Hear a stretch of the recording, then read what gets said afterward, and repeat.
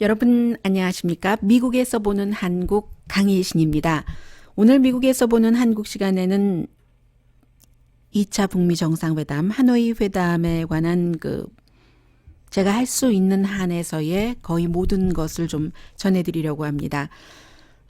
한국 뉴스들도 이번에 많이 모니터를 했고요. 미국 뉴스들도 많이 봤고, 그리고 저는 이제 코리안 아메리칸으로서 미국에서 뉴스를 전하는 사람으로서의 정말 여러분들께서 들으셨던 다른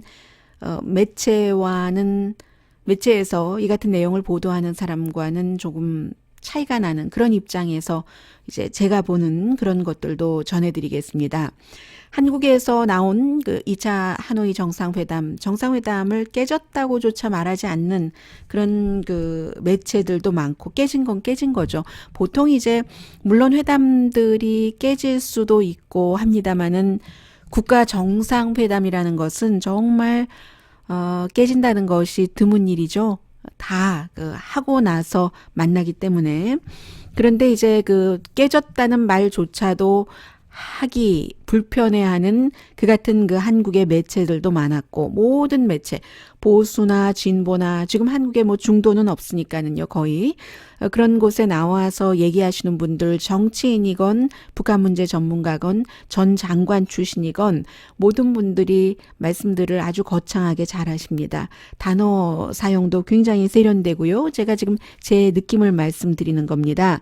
그런데 그 말이 거창하고 어떤 분은 또 뭐 소리 지르고 말하고 너무 확신 있게 자신들의 의견을 표현을 하기 때문에 정말 무의식 중에 맞는가 보다. 저 사람은 뭘 좀 알고 하는 말인가 보다. 이런 생각이 들 수도 있지만, 물론 저를 포함해서 모든 사람들이 하고 있는 말이 100%다 맞지는 않다. 이것을 제가 확실하게 늘 느끼는 거지만 확실하게 느꼈고요. 오늘은 좀 그런 부분들도 중간이 될 수도 있고 뒷부분에 몰아서 전해드릴 수도 있고, 제가 지금 방송하는 가운데 머릿속으로 생각을 동시에 정리를 하면서 좀 그런 부분들도 얘기를 하려고 합니다. 가장 사실과 어긋난 것은 김정은은 빈손으로 북한으로 돌아갔다. 이 부분인 것 같아요. 이것도 이제 나중에 말씀드리겠습니다. 트럼프 대통령은 판타스틱한 성공을 하고 돌아올 것이다. 이렇게 불과 회담이 시작되기 전에도 말했고, 만찬 중에도, 만찬이 끝나고 나서도 말하다가 왜 이런 것을 이렇게 뒤집을 수밖에 없었는가. 그럼에도 불구하고 왜 트럼프 대통령이 회담장에서 걸어 나온 것을 비난하는 사람이 미국에는 거의 없는가. 이 부분도 그래요. 항상 한국의 진보는 말하기를 미국의 민주당은 트럼프 대통령이 못하기만 원한다. 그래서 뭐든지 잘하는 것도 못한다고 한다. 트럼프 대통령이 다 실패하기를 원한다라고 했습니다. 그러면 그 잣대 주장에 맞춰보면 지금 미국의 민주당은 트럼프 대통령이 이 회담에서 성공하지 못했기 때문에 굉장히 비난을 해야지 됩니다. 그런데 그렇지 않거든요. 낸시 펠로시 하원 의장을 포함해서 많은 민주당들도 별로인 그런 딜을 하는 것보다는 트럼프 대통령이 아무것도 안 하고 오는 게 낫다. 이 정도 양심은 있는 겁니다. 미국 정치인들 사이에서. 물론 정치는 양당 정치이기 때문에 한국이나 미국이나 차이만 있지 어느 정도 자신들의 입장을 굳히려고 하는 그런 검은 마음이 있는 건 사실이에요. 그러나 이제 국가 안보와 관련해서는 이것은 북한의 대륙간 탄도탄 미사일이 미국에 날아와서 미국 사람이 죽느냐 사느냐의 문제잖아요. 그럴 때는 원칙은 갖고 갑니다. 트럼프 대통령이 미국의 입장에서 제가 지금 말씀드리는 거예요. 트럼프 대통령이 북한의 모든 것을 가기 전에 걱정했었던 것과 같은 양보를 하지 않고 온 것은 다행이다. 이 정도로 미국 민주당도 얘기하고 있으니까 한국의 진보 매체와 진보 방송인 기자들이 늘 하는 그런 말은 사실은 좀 맞지 않아요. 그리고 또 하나 이제 김정은이 빈손으로 돌아가지 않았다에 이어서 지금 많은 사람들이 조금 얘기를 안 하고 있는 것은, 그게 다 그 말일 수 있으나 결국은 이게 비핵화라는 것이 무엇인지에 대한 입장이 다르다는 그 입장 차이가 아직도 그 정리되지 않았다는 그 비핵화 정의가 안 된 거예요. 비핵화 정의가 안 됐으니까 로드맵이 나올 수가 없죠. 아무리 그 가기 전에 연락사무소 설치, 뭐 종전선언 이런 것을 구상하면 뭐합니까? 비핵화 정의가 벌써 맞지 않기 때문에 이 회담이 실패한 거고요. 그래서 그동안 한국의 진보든 보수든 그렇게 지긋지긋 미워하는 신문 뉴욕타임즈가 역시 제가 볼 때는 가장 이 내용도 제대로 정리를 했습니다. 그리고 이제 이 내용을 보도를 해드리면서 제가 이제 그 키워드를 쓰고 있는데 두 사람이 생각났어요. 지금 태영호 공사 같은 경우는 존 볼튼과 리용호의 담판이었다라고 얘기를 하잖아요. 유튜브에 많은 분들이 그 태영호 공사가 TVA인가요? 인터뷰 하시는 것을 보라고 하셔서 제가 봤습니다. 그런데 미국에서 제가 보기에는 뭐 태영호 공사가 하는 얘기도 다 맞지는 않는 것 같고요. 누구라도 다 마찬가지지만 그러나 요즘 미국에서는 심지어는 잡지 뉴요커까지 굉장히 그 태영호 공사의 일부 그 지적들을 많이 인용을 하고 있습니다.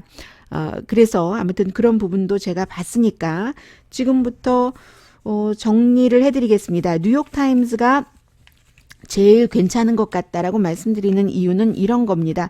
먼저 그럼 그 내용부터 전하고 갈까요? 네, 그러죠. 저는 이 내용을 태영호 공사가 존 볼튼과 리용호의 담판이었다라고 얘기할 때 여기서 태영호라는 사람과 전 공사, 지금은 이제 한국에서 대한민국 사람으로 살고 있으니까요. 우리나라 하더군요, 어제도. 이 태영호 전 공사와 마이클 코엔, 트럼프 대통령의 전 변호사를 생각을 했습니다. 태영호 전 공사는 본인이 영국에서 이제 북한을 위해서 외교관으로 일하고 있을 때 북한은 북한 주민들을 위한 천국이다. 파라다이스다라고 얘기를 했어요. 그런데 지금은 미국 정보국과 입장을 같이 합니다. 북한은 절대로 핵을 포기하지 않을 것이다 라고 얘기를 하고 있고 그 사람이 회담이 끝나고 나서도 여러 가지를 그 분석을 하고 있고요. 그리고 마이클 코엔이라는 트럼프 대통령의 전 변호사는 트럼프 대통령의 하노이 회담에 어느 정도는 저는 분명히 영향을 미쳤다고 생각을 합니다. 이 사람이 트럼프 대통령을 위해서 총알바지를 하겠다. 대통령을 위해서 대통령이 시키는 대로 전에는 의회에서 거짓말까지 했고 그리고 트럼프 대통령에게 돈을 많이 벌어주려고 그것도 정말 어떻게 보면 큰 직업도 아닌 사람들이에요. 플러머 그리고 무슨 아무튼 그런 사람들에게 500사람에게 협박을 했다. 협박하고 나서 뭔가 트럼프 대통령에게 돈 더 벌어주고 얘기하면 트럼프 대통령이 너무나 기뻐했었노라. 그는 정말 인종차별주의고 사기꾼이고 협잡꾼이다. 이렇게 말한 사람이잖아요. 이 사람이 하노이 협상 1대1 협상 그 직전에 청문회에서 이런 얘기를 했기 때문에 정말 총알바지 하겠다는 사람이 완전히 태영호 공사가 북한은 천국이다 하다가 미국의 입장과 마찬가지로 된 것처럼 트럼프 대통령에게 딱 뒤를 돌려서 이게 이제 트럼프 대통령은 이 청문회를 뒤집을 수 있는 뭔가를 내놨어야지 된다고 생각을 했을 거라고 봅니다. 그리고 이 청문회가 거의 약 7시간 정도 됐기 때문에요. CNN만 생중계하고 하노이 회담을 다 덮은 게 아니에요. 팍스뉴스도 이것을 다 중계를 할 수밖에 없었습니다. 그만큼 그 사이에서 정말로 이제 제가 그 위켄드 리뷰에서 전해드렸습니다마는 정말로 인간적인 부분들도 너무 많이 나왔고 드라마보다 더 재미있는 부분들도 나와서 아무튼 이런 이 두 사람을 저는 생각을 했고요. 마이클 코엔은 굉장히 여기에 큰 역할을 했다. 그리고 태영호 공사가 얘기한 것처럼 존 볼튼이 확대 회담에 들어가서 이제 리용호와 그 실무에는 김정은이나 트럼프보다 볼튼이나 이 그 리용호가 더 강하니까 맞붙어서 결국은 볼튼의 뜻대로 간 것이다라고 하지만 그것은 태영호 공사가 지금 태영호 전 공사의 입장에서 할 수 있는 얘기고 볼튼이 그렇게 하도록 누가 볼튼을 그 자리에 넣고 누가 볼튼이 그렇게 가는 것을 총괄적인 결정을 했겠습니까? 그건 트럼프인 거예요. 트럼프의 뜻인 겁니다. 볼튼이 국가안보보좌관이 되고 싱가포르 회담에서 아무런 힘을 쓰지도 못했고 그리고 그 자리에 붙어 있어야지 되기 때문에 트럼프 대통령 말이 맞다고 하고 뭐 어쩌고 저쩌고 하는 그래서 이제 사실은 볼튼 때문에 북한에서는 핵을 개발했다고 하잖아요. 이 마이클 볼튼이라는 사람은 미국에서 아들 부시 대통령 시절에 2004년 5년이든가요? 그 당시에 이 사람이 잠깐 그 유엔 대사를 했는데 왜 유엔 대사를 할 수 있었냐면 원래는 유엔 대사를 할 수 있는 사람이 아니에요. 왜냐하면 미국에서도 저 사람은 꼴통이야. 심지어 보수 측에서도 대단한 꼴통이야. 이렇게 그 판단을 하고 있기 때문에 아무도 상원 인준 청문회에서 그 사람을 유엔 대사로 인준을 해주질 않습니다.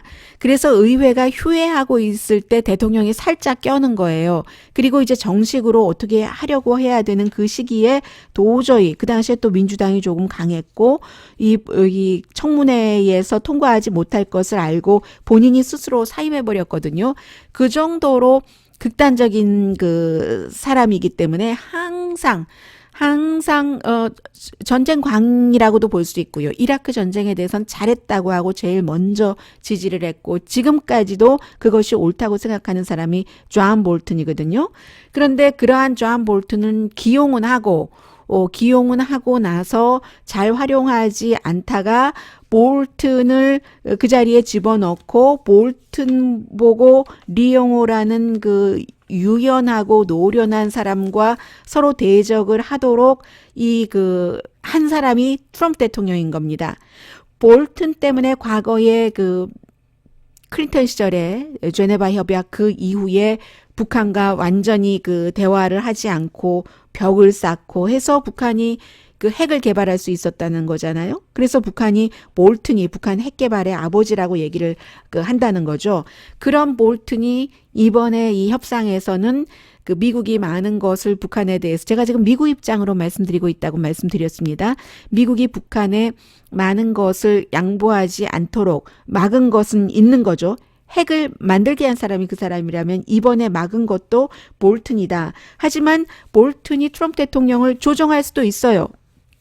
조정할 수도 있고 그리고 이제 아마 김정은 위원장도 그렇고 트럼프 대통령도 그럴 겁니다. 뭔가 중요한 안건이 있을 때 서로 자신의 앞에서 싸워보라고 하죠.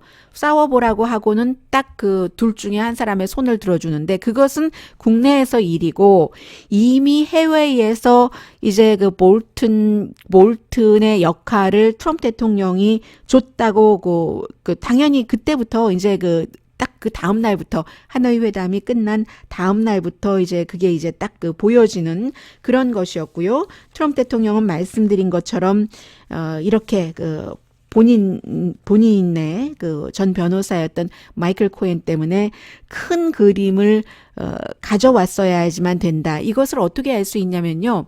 그 뉴욕타임스가 보도한 거 보면은 트럼프 대통령이 아마 백악관에서 어떤 책상까지 가지고 갔는가 봐요. 나무로 된 그 책상에 두 나라 국기가 걸려 있고 그게 이제 사인하는 그 책상 그리고 나서 이제 또 역사적으로 뭐 여러 가지를 기획을 했었겠죠. 뭐 이 책상이 도널드 J 트럼프 대통령이 북한과 아주 성공한 회담을 할 때 사인을 썼던 그 책상이다. 그 책상까지 가지고 갔다는 것을 보면은 갈 때까지는 마이클 코엔 청문회가 열리기 전까지는 회담에서 뭔가 성과를 이루려는 마음이 있었다고도 보여지는 거죠. 그런데 이제 그 책상 그대로 다시 돌아왔다고 하는데요. 어쨌든 뉴욕타임스가 한국의 보수나 진보가 다 미워하지만 그렇지만 그 훌륭한 취재력이다 하는 것을 제가 다시 느끼게 되는데 데이빗 생어라고 지난번에 CSIS 전략문제연구소가 냈었던 그 위성 자료를 통해서 북한이 아직까지도 핵 개발을 하고 있다. 이렇게 얘기했었던 빅터 차 교수의 말을 많이 인용해서요. 그 기사도 썼던 데이빗 생어가 굉장한 외교관계 전문 나이도 많고요. 그런 전문 저널리스트이거든요. 오늘도 역시 다른 사람과 동시에 기사를 썼고 지난번에 트럼프 대통령이 지난번이 아니라 이번에 그 회담이 결렬됐다 하고 기자회견할 때도 역시 가장 그 깊이 있는 질문을 하더군요. 그 기자회견장에서 보니까요. 그런데 이제 그 사람이 쓴 기사입니다.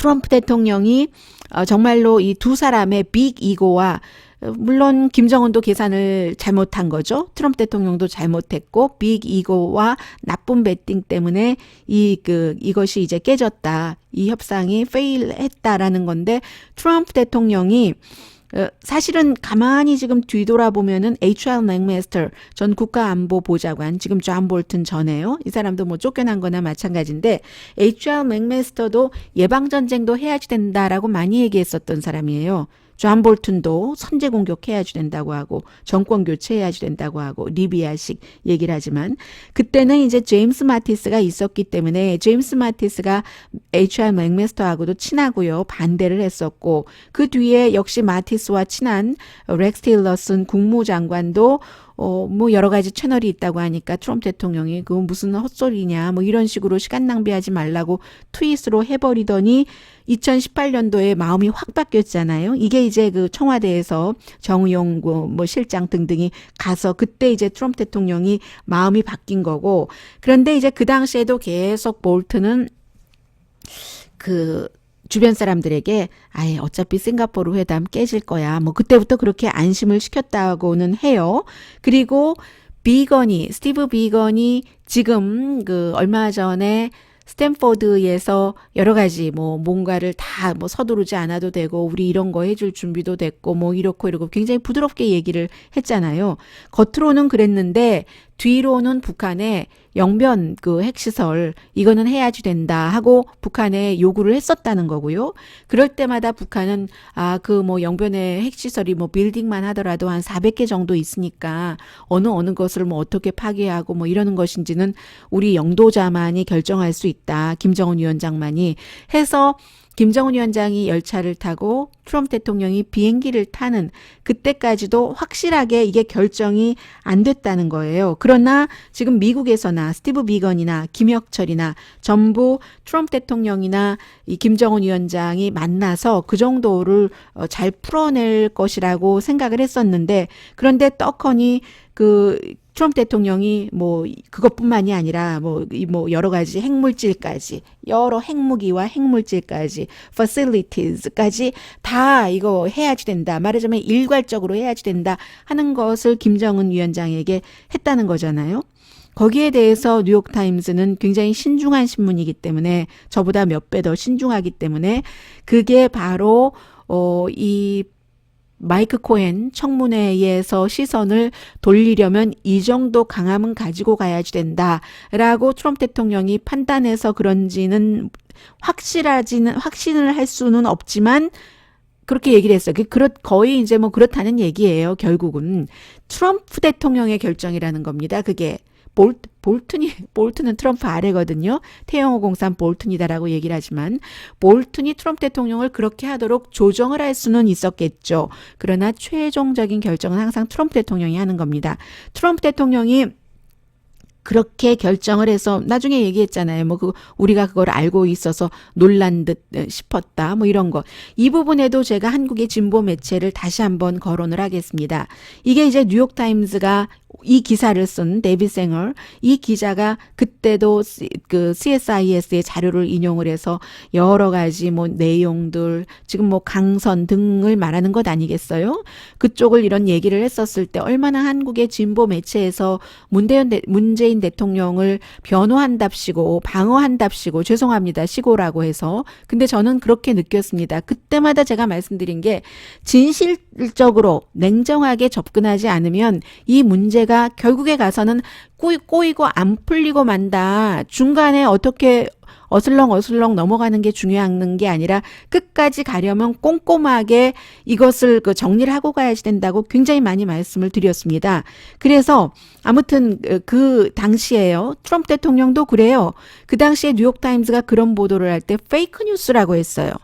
트럼프 대통령이 페이크 뉴스라고 하니까 북한이 계속 핵시설을 확장하고 있고 뭐 강선에는 어떻고 저떻고 하니까 트럼프 대통령이 페이크 뉴스라고 얘기한 것을 한국의 진보 언론에서 트럼프 대통령도 페이크 뉴스라고 했다라고 막 얘기를 했고 그러나 이게 북한이 인정하지 않은 핵시설이고 미국에서도 한국에서도 알고는 있으면서 인정하지 않은 거잖아요. 언론에 많이 나온 거고 이런 게 이제 조금 더 알려지면서 사실 여러분들께서 방송을 하는 사람이나 신문 기사를 쓰는 기자 같은 경우에 노련한 사람들, 이 문제를 오래 다룬 사람들은 많이 알고 있지만 그저 몇 년 정도 일해가지고는 그 정도까지 다 모를 수가 있거든요. 모르는 게 죄가 아니라. 그래서 이제 점점 더 그런 것들이 알려지고 나서 다 알고 있는데 또 어때? 이런 식으로 얘기를 했어요. 그런데 결국은 그런 문제가 이렇게 오는 겁니다. 해결할 때는 그 해결할 그 시점에 어느 정도 해결하고 인정하고 가야지 되는 것인데 만약에 핵협상 타결을 원하셨던 분들이라면 그때 뭐 그것도 아니 뭐 뉴욕타임스가 가짜 뉴스고 CSIS가 무슨 뭐 일본 돈을 많이 받아서 그렇다나 뭐 이런 얘기하고 CSIS 한국 돈도 받아요. 한국 정부 돈도 받습니다. 하니까 트럼프 대통령이 이제 어쨌든 이런 것을 다 그렇게 해버려라 하니까 김정은 위원장이 이 트럼프 대통령 주변 사람들도 이거는 북한이 받아들이는 확률이 0%라는 것 다 알았죠. 당연히 알았는데 트럼프 대통령이 그런 얘기를 하니까 김정은 위원장이 우리가 거기까지 신뢰가 쌓여졌느냐 한꺼번에 다 없앨 정도로 그건 아니다. 그리고 뭐 긍정도 부정도 안 하는 애매모호한 그런 그 태도를 취하고 뭐 등등 했잖아요. 텔레비전을 보셨으니까 제가 많은 말씀을 드리지는 않겠습니다. 그러자 트럼프 대통령이 딱 다큐멘터리를 보여줬다는 거잖아요. 비핵화의 정의에 대해서. 비핵화의 정의라는 것은 그 모든 그 시설 같은 것도 다 없애는 이런 부분들이요. 그랬다는 거죠. 이제 뉴욕타임스가 그렇게 보도를 했고 그리고 나서 리영호 기자회견했고 최선희도 2번이나 기자회견을 했고 이렇게 끝나버리고 만 겁니다. 그래서 이제 뉴욕타임스의 경우에는 이런 정도의 나쁜 배팅으로 에고와 함께 그리고 어느 정도는 정치적인 목적도 트럼프 대통령이 있었기 때문에 이렇게 끝났고 김정은 위원장으로서는 영변 핵시설만 내줘도 어느 정도 지금 그 5가지 정도를 11개 유엔 제재안 가운데서 5가지 한 것이 맞다고 제가 어제 방송에 말씀을 드렸고요. 제가 그렇게 전문가가 아니라 AP통신이 여러 가지를 분석한 결과 트럼프 대통령은 한꺼번에 모든 걸 다 없애라고 했다는데 그 말도 또 사실과 다른 말인 거죠. 지금 AP통신에 따르면 미국의 모든 언론도 오늘은 다 AP통신의 그 말 북한은 11가지 가운데서 2016년 이후에 유엔 제재를 했었던 5가지 그게 이제 북한 주민들의 생활과 연관이 되는 주민들의 생활도 어느 정도는 풀어줘야지만 김정은 위원장이 권력을 계속 잡을 수 있잖아요. 지금까지는 핵 개발하기 때문에 배고파도 참으라고 했는데 핵 개발했다는데 계속 배고프면은 참기가 힘들고 그런 권력이 약해질 수 있다는 거잖아요. 아무튼 그래서 이제 그런 그 부분들 이게 이제 뉴욕타임스의 보도인데요. 뉴욕타임스의 이 보도를 보면서 미국 사람들이 생각하는 것, 댓글 단 것을 조금 소개를 해드리면 맨의 잡을 보이가 가서 하려고 했으니까 당연히 안 되지 라고 얘기를 하고요. 또 어떤 분은 미국은 북한 남한 다 존중하지 않는다. 그러니까 남북한이 서로 통일을 해서 남북한끼리 잘 살아야지 된다. 그게 힘이다 라고 얘기하신 분도 계시고요. 또 준비가 0%였네. 뉴욕타임스가 뭐 빅 이글스의 나쁜 배팅이 이게 실패의 원인이다 했더니 준비가 0이었대요. 제로였대요. 그런 얘기를 하고 그리고 어떤 사람은 탈세하고 가짜 파산하는 그런 기술을 가지고 어떻게 외교 협상을 하겠느냐라고 얘기를 하고 어떤 분은 양측이 실패했다는 뉴욕타임스 보도는 틀리다. 북한은 충분히 자신들의 숙제를 했고 홈워크를 했고 이해를 했고 포기 안 할 준비까지 했다. 물론 트럼프 대통령이 영변 핵시설 정도 하면은 이것을 뭔가를 얻어갈 수 있다고 생각했던 그 부분까지는 그 북한이 잘못 계산한 거죠. 그러니까 북한도 그만큼 아직 미국을 모른다는 겁니다. 며칠 전에 제가 말씀드렸습니다만은 북한의 뭐 노동신문이었던가요? 계속 그 미국의 민주당과 미국 언론을 언론을 비난하면서 미국의 보수 언론과 민주당이 트럼프 대통령이 이렇게 협상하려고 하는 것을 그 발목을 잡는다라고 얘기를 하면서 한두 번이 아니었어요. CNN을 비롯한 보수 언론 이렇게 했거든요. 진보 언론 해야 되잖아요. 그런 정도로 북한도 너무나 철저하게 공부를 하고 준비를 하지만 이게 거리감이 있는 거예요. 제가 한국에서 뭐 미국에 대해서 많이 아신다고 하면서 미국 뉴스를 전하거나 미국 내용을 분석하시는 분들의 얘기를 가끔 이렇게 들어보면은 그때마다 제가 얼마나 많이 들을 수가 있겠어요? 많이 못 듣잖아요.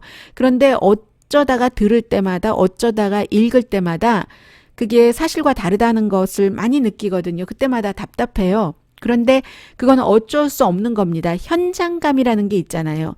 북한도 현장감이 없기 때문에 이렇게 CNN 뉴스를 보수 언론이라고 얘기를 할 수 있는 겁니다. 그 정도로 서로 간에 모르는 게 너무 많았다는 것이고요. 그리고 어떤 분은 뉴욕타임즈에 좀 전에 전해드린 기사를 읽고 놀랍지 않다. 에휴, 가스 낭비, 시간, 에너지 낭비만 했네 하면서 wake up GOP 공화당 좀 꿈 좀 깨세요. Do your job.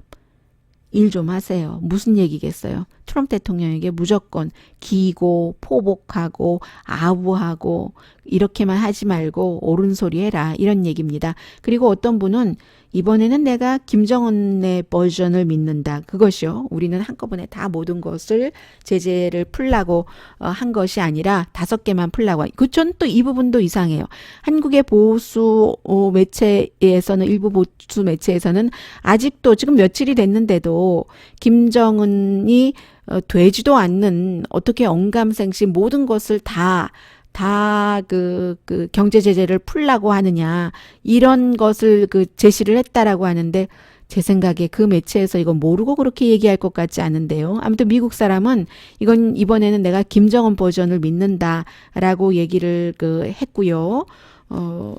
그리고 미국의 일반 사람들은 다 마이클 코헨의 그 청문회가 이번에 이 협상이 깨지는데 어떠한 역할을 했었다는 것을 많이 느낍니다. 그리고는 김정은의 승리다라고 보는 입장을 전해드리면요. 물론 경제 제재를 푸는 것에서는 못 이겼어요. 그 기대했었던 것을 못 가져갔습니다. 그런데 적어도 김정은은 프로그램은 킵하게 됐고요. 지금 뭐 당장 뭐 인스펙션 받고 이런 것 없으니까요. 그리고 미국 말로 shoulder to shoulder. 미국의 전 세계에서 가장 힘 있는 대통령과 어깨를 나란히 한 게 2번이나 됐고, 그리고 이 부분도 태영호 씨가 본 것과 제가 본 것은 조금 달랐습니다. 제가 회담을 하는 도중에 오늘의 미국 정규방송 시간이 아니라 로스앤젤레스 시간으로 8시 때, 저녁 8시 때였어요. 특별방송도 했거든요. 그날 특별방송을 하다가 마이크 켜고 방송하다가 보는데 중간에 이제 확대 회담하고 뭐 이러는 과정에서 갑자기 이제 리용호 외무상의 이 이렇게 움직이는 것 같은 게 보이는 거예요. 저 끝에 앉아 있었는데도. 그래서 제가 마이크를 올려봤더니 리용호가 미국 기자들이, 서방 기자들이 항상 질문을 하잖아요. 김정은 위원장에게도 질문하고 하니까 리용호 외무상이 딱 막는 거예요. 막아서 이제 트럼프 대통령에게 기자 양반들을 좀 나가게 하는 게 어떻겠느냐고 그렇게 얘기를 하고, 김정은은 이제 그렇게 딱 막아줬는데도 뭐라고 몇 마디 했고, 이런 것을 딱 볼 때 이제까지의 이 회담에 여러 가지 중간에 뭐 연락책도 하고 뭐도 하고 하는 것은 김영철이 했지만 역시 단단한 사람은 이게 리용호구나. 지난번에 유엔에서 대단한 연설을 했었던 리용호구나. 이런 것을 느꼈었거든요. 그런데 이제 태영호 공사의 경우는 뭐라고 얘기를 했는가 하면은 김정은이 잘 모르기 때문에, 핵 문제에 관해서 잘 모르기 때문에 김정은이 혹시 잘못되는 말을 잘못할까봐 겁이 나서 그것을 막았다. 라고 얘기를 했어요. 그런 부분도 있을 수도 있을 것 같아요. 그런데 어쨌든 서방 기자와, 그렇죠. 그 부분이 있죠. 뭐 그 말이나 제 의견이나 마찬가지네요. 그런 부분이 있었을 때 딱 이렇게 딱 차고 들어가 가지고 막아주고 그런 것들을 막아주고 그러나 그럼에도 불구하고 제가 말씀드리는 것은 그게 무슨 뭐 존엄이 깎였다라고 얘기하는 사람들도 많아요. 뭐 북한에서 조갑지 선생 같은 분이 그렇게 얘기를 하시더군요. 그 신과 동격이기 때문에 뭐 기자들 앞에 나타나서도 안 되고 말해서도 안 되고 그것은 조갑재 선생의 생각이고 그것은 글쎄요 북한에서 모든 주민들이 그렇게 생각하고 있는지 없는지는 모르겠습니다만은 저는 미국에서 방송을 하고 있기 때문에 미국 입장에서 볼 땐 큰 승리인 겁니다. 그 장면이 김정은 위원장에게는 서방 기자들이 리용호가 막았는데도 트럼프 대통령이 기자들 양반들 가라고 하시면 어떻겠습니까? 뭐 그런 말이었어요. 그렇게 했는데도 이 김정은이 웃으면서 아 네네 그리고 뭐 좀 나중에도 그러잖아요. 나중인가요? 그 전인가요? 우리는 1분이 급하니까 얘기를 좀 우리끼리 하도록 해달라고 하고 그런데도 유머도 섞어가면서 제가 여기에 그 핵을 포기할 뜻이 없다면은 오지 않았을 겁니다. 여기까지 이런 말도 하고 그런 것들을 서방 세계에 보여준 것은 굉장한 성공입니다. 이것도 김정은의 승리거든요. 그 이미지 자체가 트럼프 대통령과 나란히 그리고 트럼프 대통령처럼 그렇게 그 미국 사람들이 알고 있기는 사람 생명 알기를 모처럼 알고 죽이고 한다는데 보면은 웃기도 하고 그런 거예요. 볼도 때로는 빨개지고 뭐 이런 그런 모습들을 보는 것 자체도 존중이고 북한 이미지에 대해서도 마찬가지고요. 그리고 이제 미국과 어쨌든 이번에도 조금 더 그 알아갈 수 있었잖아요. 그리고 또 하나는 한국에 지금 이미 보도가 됐는지 보도가 되지 않았는지 제가 잘 모르겠습니다만은 그 키 리졸브 그 중요한요. 폴 그 이글 그 합동 군사 훈련을 안 하기로 했잖아요. 중지하기로 했잖아요. 이건 정말로 북한의 큰 승리죠. 아주 큰 승리입니다. 미국이 다 보도를 하고 있거든요. 미국에서 아마 어떤 형태로든 발표가 날 거예요. 한국 언론에 보도가 됐는지 안 됐는지는 모르겠습니다. 그리고 또 가만 생각해 보세요. 트럼프 대통령이 이 마이클 코엔 청문회에 있기 전에 그 전에 뭐라고 얘기를 했냐면 It was an honor to stand next to Kim. 김정은 위원장의 옆에 서 있는 게 영광입니다. 이것도 저는 그 김정은에게는 아주 그 큰 승리였다고 생각을 합니다. 미국에서는 이래서 싫어하는 거예요. 치를 떨죠. 미국이 인권을 얼마나 따집니까? 그런데 미국에서 볼 때는 사람들을 그렇게 수감하고 감옥에 가두고 하는데 무슨 거기 옆에 있는 게 영광이야 라고 얘기를 하는 거죠. 이런 면에서 김정은 위원장이 승리다라고 USA 투데이는 아예 사설에서 김정은 승리했다라고 얘기를 했고요. 트럼프 대통령으로서는 이런 딜을 하려고 했으면 안 갔어야지 되는 게 옳죠. 사실은. 가서 마음이 바뀌었을 확률이 많다라고도 보여지기도 하고요. 뭐 아무튼 그것은 뭐 알 수 없겠으나 그렇지만 최악을 막았기 때문에 지금 다들 안도를 하는 것이고 사실은 이 정도 해가지고 오면 실패했다고 막 야단을 쳐야지 되는 거예요. 왜 정보국의 얘기 하나도 믿지 않고 외교 전문가의 말도 하나도 듣지 않고 거길 가서 그러느냐 뭐 이렇게 그 얘기를 해야지 되는데 기대 수준이 워낙에 낮았었기 때문에 그리고 말하자면 사고 치지 않고 돌아왔다 하는 의미에서 민주당들도 그 좋아하는 것이고요. 그래서 뭐 누구는 그런 얘기들을 합니다. 결국은 트럼프 대통령이 그렇게 베트남에 안 가려고 뭐 발에 뼈가 자란다느니 거짓 진단서 아버지 그 빌딩에 들어서 그 사람 환자들 보는 아주 그 작은 병원이에요.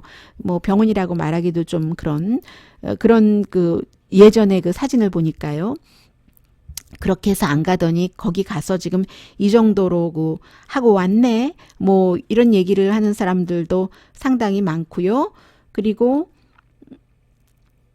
또 하나 한국의 정치인들이 이제 이런 부분에서 지금 뭐 트럼프 대통령도 뭐 현실을 인식을 한 거다. 그 부분에 대해서 미국의 낸시 펠로시가 아니 두 번이나 만나고 나서야 두 번이나 만나고 이제 기간이 길었잖아요. 대통령 된 지는 2년도 넘었고 그래서야 이제 그 북한의 실태를 아느냐? 그게 바로 그거잖아요. 영변뿐만이 아니라 다른 핵시설도 다 파기를 해라 하니까 미국 입장에서는 그러니까 북한은 못하겠다고 하고 북한 입장에서는 당연한 것이겠죠. 어떻게 그걸 포기하겠어요. 미국을 뭘 믿고 이렇게 뒤에서 상당 부분 됐다고 생각했는데도 트럼프 대통령이 현장에 와서 또 다른 것을 들이댔잖아요. 그러니까 북한 입장으로서도 맞고 뭐 아무튼 그런 거죠. 그래서 이제 그런 내용들을 미국에서는 트럼프 대통령 입장에서는 그런 말을 하고 그리고 이렇게 북한이 핵을 포기한다고 믿는다면은 그렇다면 그게 몽상이지 라고 얘기하는 사람들이 상당히 많습니다. 이 상태에서 북한이 핵을 한꺼번에 다 포기한다고 하면은 몽상이지 라고 생각하는 사람들이 많고요. 그리고 또 뭐가 있나요? 또 볼튼에 대해서 이제 조금 더 말씀을 드리자면 마이클 볼튼은 변호사이기도 하고요. 정치 커멘테이터, 팍스에 주로 나왔었죠. 그리고 공화당의 컨설턴트도 했었고 그런데 이 사람이 만약에 앞으로 어떻게 될 것인가 이 부분에서 말씀드려야 되겠네요. 볼튼의 그 트럼프 대통령을 조정하거나 이제 미국의 정치 상황에 따라서 지금 마이클 코헨뿐만이 아니라 트럼프 대통령에겐 계속 지금 악재가 나올 수밖에 없거든요. 뉴욕의 지방법원에서 조사하는 것, 특별검사가 조사하는 것 등등해서 그런 것과 연결돼서 볼튼의 힘이 점점 강해진다면 정말 볼튼은 북한에 대해서 늘 그 정권 교체와 선제 공격, 예방 공격을 얘기를 해왔었던 사람이고 이 사람이 하는 말 중에서 유명한 말이 이런 겁니다. 말하자면 그 말도 그렇고 행동도 그렇고 총기협회의 컨설팅도 했었거든요. 존 볼튼이 돈 되는 건 많이 해요, 이 사람. 그런데 이 총기협회에서 늘 말하는 것, 사람이 문제지 총이 문제냐? 사람이 총을 잘못 쓰니까 그렇지. 그런 식으로 그게 김정은이 문제라는 거예요. 이 사람은. 그래서 김정은을 뽑아내야지 된다. 이런 식으로 그게 이제 그 사람이라는 거예요. 총이 문제가 아니라 아무튼 그런 식으로 비유를 하면서 이제 이것이 위험해지는 것이고 한국으로서는요. 좋은 것 나쁜 것 다 있죠. 일단은 기본적으로 뭐 주한미군을 갑자기 확 철군을 한다던가 맘대로 다 철군은 못하지만 트럼프 맘대로 그런 거는 못하지만 그러나 어쨌든 그런 얘기도 일단은 없으니까 한국의 보수에서는 특히 좋아하실 테고요. 그리고 트럼프 대통령도 이만큼 그 현실을 인식을 했으니까 지금까지 한국에서 트럼프 대통령에게 전해준 북한의 핵포기 의지라든가 이런 게 어디서 어디까지였는지는 잘 모르겠으나 그러나 이제 양측에서 다 그 현실을 인식한 그 자체는 뭐 괜찮다고 볼 수 있고요. 그렇지만 앞으로도 계속 문재인 대통령이 어떠한 역할을 할 수 있을까? 더 역할이 커졌다고 문재인 대통령은 얘기는 하겠지만 이제는 마이클 볼튼도 기지개를 켰고 또 뭐 북한에서도 뭐 최선희도 김혁철도 이렇게 그 앞에 나서고 하니까 세대가 다르잖아요. 지금 세대가 다른 아버지 시대, 할아버지 시대 사람부터 지금 이제 김정은 자신의 시대 사람까지 다 등장을 하고 환경이 바뀌었고 또 직접 여러 번 만나면 만날수록 이제 중간에 다리 놓는 사람은 역할이 좀 약해질 수가 있잖아요. 그래서 한국으로서는 어느 정도나 이 트럼프 대통령이 문재인 대통령이 역할을 할 수 있을지 잘 모르겠어요. 한국에서 지금 나오고 있는 말 가운데서 정세현 전 장관이 그동안 우리도 너무나 그 문제를 좋게만 봤다. 뭐 장밋빛으로만 봤다. 그런 부분에 대해서 약간 자책까지는 아니지만 그런 말씀을 하시는 것은 참 좋게 들렸고요. 좀 현실을 현실대로 보고 앞서가 아니라 제가 트럼프 대통령 취임하고 나서 처음부터 지금까지 계속 말씀드렸던 것처럼 뉴욕타임스나 워싱턴 포스트가 이렇다 저렇다 보도를 할 때 그때그때 상황에 따라서 입맛에 맞게 무조건 비난만 할 것이 아니라 그것을 받아들이고 그다음에 계획을 세우는 게 필요하다 하는 뭐 이런 것을 안 것 자체가 한국에도 큰 성과 아니겠어요? 그런데 지금 미국에서는 더군다나 트럼프 대통령이 오로 원비어에 대해서 그 김정은 위원장도 그가 그렇게 혼수 상태에 빠지고 미국에 와서 숨졌고 알기는 알지만 나중에 알았다, 몰랐다. 그 사람이 그렇게 말하더라. 나는 그 사람 말을 믿는다. 이것 때문에 지금 미국에서 난리가 났었어요. 뭐 시사만평 가운데는 멜라니아 트럼프가 트럼프 남편에게 그러는 거예요. 당신은 어떻게 그 벽에 이렇게 세 사람 사진이 걸려 있어요. 트럼프 그리고 사우디 왕세자 아니죠. 푸틴, 사우디 왕세자, 김정은이 걸려 있는데 멜라니아 트럼프가 당신은 어떻게 저런 독재자를 바라보는 눈빛으로 나를 바라보지 않아요? 이렇게 얘기를 하는 거예요. 이 오로 원비어에 대한 그 트럼프 대통령의 이 말에 대해서 결국은 원비어의 부모가 얘기를 했습니다. 우리가 하노이 회담이 끝날 때까지는 예의상 아무 말 하지 않았다. 참았다. 이제는 말한다. 말이 되는 말이냐 이런 식이에요. 그래서 모든 언론들이 백악관에 전부 인터뷰 요청을 했는데 백악관이 아무 말도 안 하고 있다가 트럼프 대통령이 또 참 왜곡한 트윗을 했습니다. 그게요. 그 통역이 잘못된 거래요. 통역은 무슨 통역? 영어 들을 줄 알거든요. 저뿐만이 아니라 미국의 모든 사람들이 한국의 모든 분들도 동시 통역으로 보셨잖아요. 그 장면들을. 그런데 트럼프 대통령을 지지하는 사람들이 얼마나 나쁘게 무식하다거나 아니면 나쁜 마음이에요. 그 트럼프 대통령이 그렇게 트윗을 하는데도 오늘 트럼프 대통령 어떤 공화당 행사에 갔는데 얼마나 환영받았는지 모르거든요. 거짓말이 아무렇지 않은 사람들 같아 보여요. 정말로 저는. 트럼프 대통령이 그러는 게 통역을 잘못했다는 거예요. 그리고는 다시는 또 김정은이 이랬다 저랬다 그 말은 하지 않고 통역이 오로 원비어에 대해서 통역을 잘못했다. 이렇기 때문에 어떻게 이런 트럼프를 믿고 협상을 계속할 수 있느냐. 그런데 어떻게 이런 트럼프를 한국의 많은 정치인들과 문재인 대통령을 지지하시는 매체와 저널리스트와 방송인과 신문 기자들이 트럼프 대통령이 옳다. 트럼프 대통령이 너무 잘하고 좋은데 무조건 다른 그 미국의 진보 미디어와 민주당이 트럼프를 밟아누르기를 한다. 어떻게 이렇게 얘기를 하실 수들이 있으세요? 양심이 없으세요? 어떻게 그럴 수가 있으세요? 사람이 정말로 이 하노이 회담이나 그 코엔이요. 그 코엔 변호사의 청문회나에서 결국은 다 끝까지 가다 보면은 진실과 도덕, 그 윤리, 도리에 관한 이슈들로 결국은 이게 쭉 가는데 너무 심해요. 이 정도 정말 거짓말은 정말 너무 심하고요. 중요한 건 앞으로 어떻게 되는 것이냐인데 who knows? 최악의 케이스는 서로 양측에서 이제 전쟁 위협을 한다던가 북한이 테스트를 한다던가 개인적으로 모욕을 한다던가 그런데 지금 북한 매체를 보면 전혀 그렇지 않거든요. 북한 매체 정도야 충분히 지금 한국의 보수에서 어떻게 가서 얼굴을 들려고 그러냐 걱정하지 마세요. 북한 매체 정도는 충분히 이 김정은 정권이 컨트롤을 할 수 있으니까 그것은 뭐 아무런 걱정이 되는 것이 아니고 오히려 문제는 이제 앞으로는 중국도 들어갈 테고 아마 미국에서는 기차 타고 가다가 시진핑 주석을 잠깐 만나고 갈 것으로 예상하고 있거든요. 그리고 어느 적절한 시기가 되면은 그러면은 러시아도 본인들 나서겠다고 아마 하게 될 겁니다. 그런 부분이 있고 글쎄요. 그 세 번째 회담은 그 회담이 있다 하더라도 지금 상태에서는 뭐 서로 뭐 하기를 원하는 것 같기도 하고 북한이 오히려 더 시간이 지나면서 그거 모르겠어요 라고 얘기를 하고 미국은 뭐 또 할 것이다 라고 얘기를 하는데 분명한 건 세 번째는 더 어려워지는 거죠.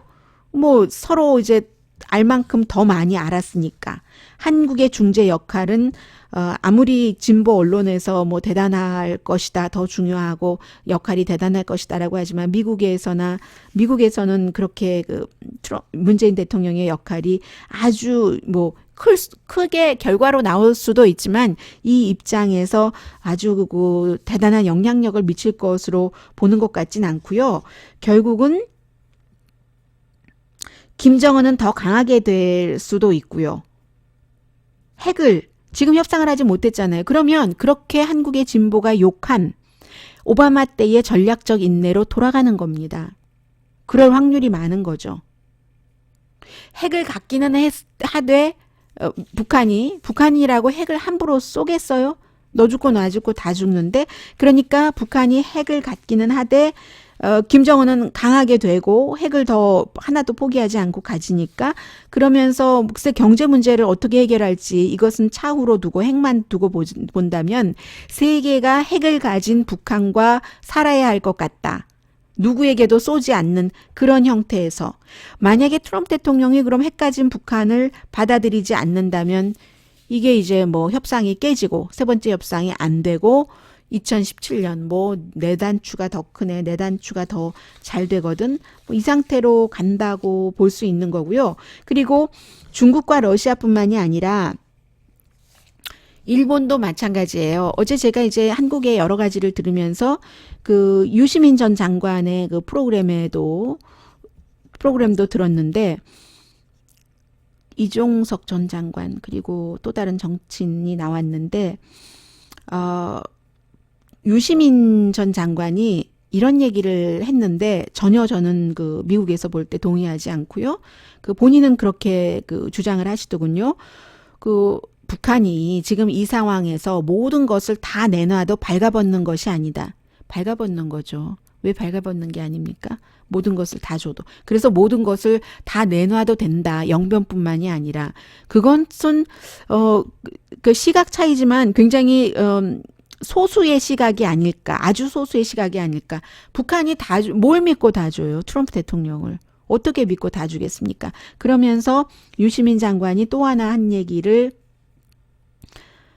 이 얘기였어요.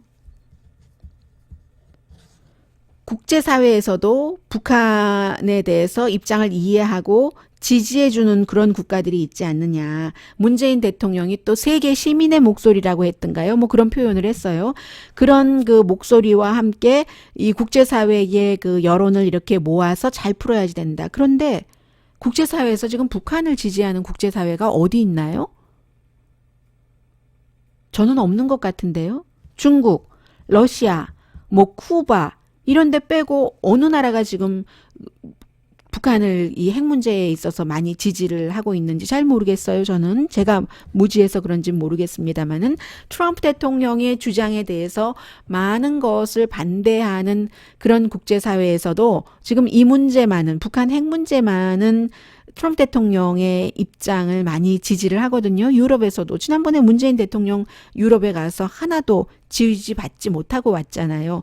그래서 유시민 장관의 그 말은 그 현실과 전혀 맞지 않는 그 언급이었다라고 생각이 되고요. 그리고 마지막에 이제 이분이 가장 중요하게 말씀하신 것 같은데, 일본. 마치 3.1절에 일본이 이 회담이 깨졌다고 좋아하는 것을 보고 분노했다라고 얘기를 했는데, 이것조차도 우리가 그 넘어야지 되는 그 고통의 순간이라고 생각이 됩니다. 그렇게 남의 입장을 생각해 보자고 유시민 전 장관이 자주 강조를 하잖아요. 북한 입장도 생각해 보고 뭐 미국 입장도 생각해 보고 김정은 입장도 생각해 보고 일본 입장도 생각해 봐야죠. 일본도 북한과 한국의 주변국이고, 그리고 미사일을 쏜다면 가장 넘버원 타겟이 일본이잖아요. 그리고 아베 신조도 개인적으로 좋다 싫다를 떠나서 이 사람은 정치인이에요. 이 정치인이 납치자 문제를 가지고 늘어지던, 그건 일본에서 가장 중요한 문제니까요. 국민의 생명이잖아요. 그리고 이번 회담에 대해서 아주 그 트럼프 대통령을 지지하면서 안 된 게 잘 됐다는 이런 거, 일본으로서는 너무 당연한 거라고 생각이 되고요.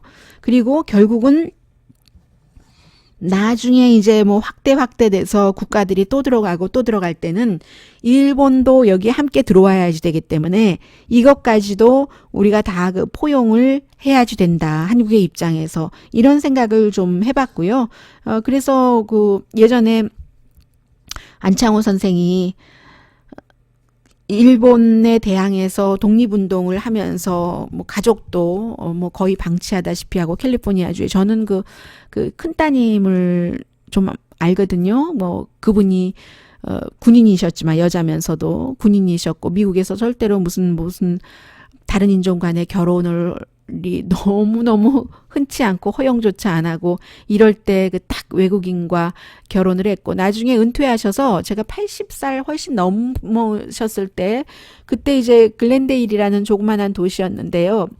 그분이 어디서 일하고 계셨냐면 본인의 가게도 아니고 무슨 전자가게 같은 데서 그 전자제품 같은 거 고치는 거 여자분인데 80세 넘은 한국분이 그런 거 고치셨어요. 안수산 여사가. 안창호 선생이 그렇게 자녀들 그 와이프에게 다 맡기고 한국으로 중국으로 가서 독립운동하고 할 때도 그렇게 얘기하셨거든요. 내가 정말 밥 먹는 것도 내 목숨이 남아있는 한 다 독립을 위해서 먹는 거다. 그런데 나는 일본이 완전히 망가지고 정말 아주 후진 그런 국가가 되는 걸 원치 않는다. 결국은 우리 이웃 국가로서 같이 가야지라고 얘기를 하셨거든요. 그 일본 때문에 숨지신 도산 안창호 선생은 그런 말씀을 독립운동을 할 때도 하셨습니다. 그래서 일본에 대해서는 일본의 입장까지도 그러니까 이런 부분 내가 즐겁지는 않지만 상대의 입장까지도 다 계산을 해야지만 이게 성공할 수 있는 그런 그 회담이었던 거고요. 일본 얘기가 나왔으니까 말씀이지. 또 다른 진보 언론에서 볼튼이 일본과 너무 가깝기 때문에 뭐 예를 들어 일본의 말을 듣고 가서 판을 깼다. 너무 웃겨요. 그 얘기는. 너무 유치합니다. 지금 미국과 그 북한 간의 하노이 회담은 일본에 무슨 뭐 그런 문제가 들어갈 수 있는 그런 계제가 아니었던 거예요. 트럼프 대통령의 미국에서의 정치적인 이런 것, 그리고 존 볼튼의 정말로 북한의 정권을 교체를 해야지 되고 그 과거의 이라크처럼 이란, 시리아에 뭐 이런 여러 가지 본인이 생각하는 게 있잖아요. 베네수엘라에도 군대를 넣으려고 하고 하는 그 존 볼튼의 그 생각이지 존 볼튼이 아니 일본 말 듣고 회담을 깨려고 열심히 노력을 해서 회담을 했어요. 그것도 그런 얘기도 너무 자신 있게 당당하게 사람들이 하니까 여러분들께서 믿으시기가 쉬울지 모르지만 제가 아무래도 멀리 떨어져 있기 때문에 이렇게 얄미운 말을 할 수 있는 것 같습니다. 그것도 아니라고 보고요. 그리고 또 하나는 이 트럼프 대통령이 모든 그 제재 같은 것도 다 풀 수 있는 능력이 없어요. 아마 김정은 위원장이 그런 것도 착각을 했는지 모르죠. 본인은 본인이 원하면 다 되니까. 트럼프 대통령은 어떤 제재를 풀고 하려면 의회에서 해줘야 되는 거거든요. 트럼프 대통령이 어차피 해줄 수 있는 게 없는 겁니다. 무슨 별로. 그래서 그런 것들을 북한에서 알았다는 것, 그것도 아주 중요하다고 생각이 되고요. 그리고 또 이종석 장관이 비교적 굉장히 뭐라고 할까요? 어떤 그 사심 없이 본인이 파악하고 있는 그대로를 말씀하시는 분 같다는 생각이 자주 듭니다. 물론 아주 그 달콤하다던가 뭐 바다가 발려 있는 것 같은 음식이라던가 그런 말씀을 잘 안 하세요. 이분은 그런 말씀은 안 하시지만 비교적 그 진실에 가깝게 하려는 노력을 하신다고 할까요? 그런 느낌을 좀 받았고요. 미국에서 이제 듣기에요. 그런 것. 그리고 JTBC의 손석희 앵커가 얘기한 왜 사람 숫자부터 틀리니까 이게 뭐라고 표현을 했던가요? 아무튼 비율이 아니라 뭐가 맞지 않는다고 했었던 그런 것인데 왜냐하면 미국에서 존 볼튼, 마이크 폼페오 그리고 이제 비서실장 대행이 들어갔잖아요. 그런데 북한에서는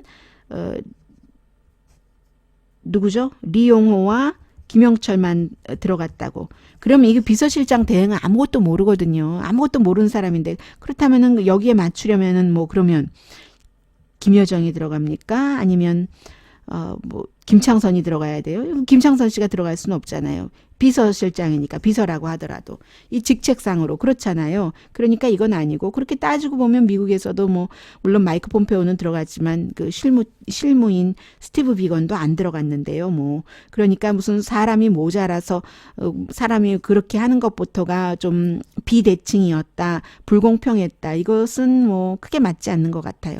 누구라도 북한 측에서 넣을 수 있었으면 넣을 수 있었을 것 같고요. 지나고 나니까 이런저런 얘기들을 하는 거지만 그렇고요. 그래서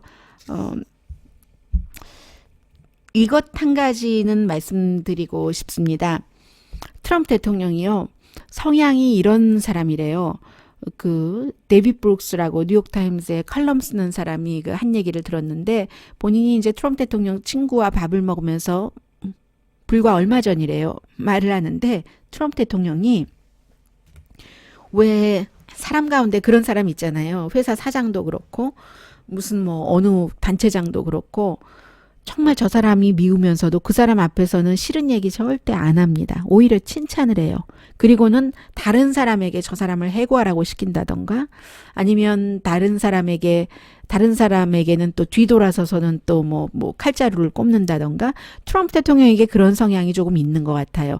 무슨 뭐 칼자루를 꼽는다던가 이 정도로 과격하게 나가는 것까지는 아니고, 이 데이빗 브룩스 씨가 얘기하기를 트럼프 대통령이 아주 점잖게 표현을 한 거죠. 보수의 표현인 거예요.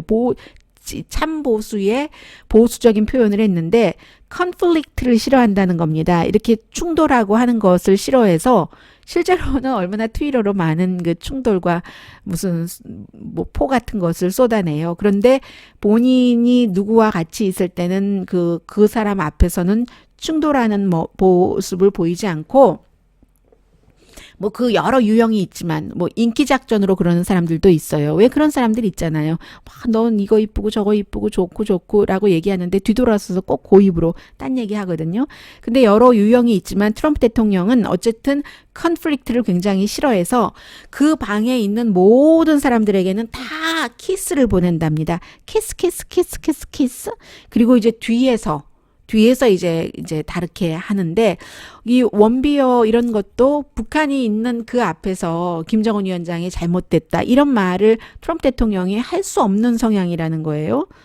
그런데 이것도 꼭 데이빗 브룩스 씨가 맞진 않아요. 그런 성향이 있기는 하겠으나 데이빗 브룩스 씨 같은 칼럼니스트가 뭐 아예 듣지도 않은 얘기를 했을 리는 없고, 그러나 무슨 뭐 나토라든가 유럽연합이라든가 이런 데 가서 면전에서도 막 싫은 얘기 하잖아요. 굉장히 복잡한 사람인 것만은 분명한 것 같습니다. 마이클 코엔, 그의 전 변호사가 얘기한 것처럼 나처럼 복잡하고 수수께끼고 그런 것만은 분명한데, 이번에는 그 수수께끼고 복잡한 트럼프 대통령 앞에 마이클 코엔이라는 전 변호사의 청문회가 여러 가지로 이 김정은과 들어가서 아주 냉정하게 회담을 할 수 있는 마음의 자세를 다지는데도 해를 줬을 테고, 밤잠을 못 잤을 테고, 70이 넘은 나이에 밤잠을 못 자고 막 열 올리면서, 아니 저놈이 나한테 저렇게 증언을 하고 있어? 레이시스트, 협잡꾼, 또 뭐 사기꾼이라고 하고, 그 상태에서 더 준비를 이쪽에 해야지 될 것을 그쪽에, 거기서 그에 관한 그 코엔에 관한 트윗까지도 했었잖아요. 그래서 이 모든 것이 영향을 미쳤겠다 하는 생각도 들고요. 아무튼 뭐 오늘 내일 조금 더 두고 보죠. 네, 미국에서 보는 한국 하노이 정상회담 여기서 마치겠습니다. 강희신이었습니다.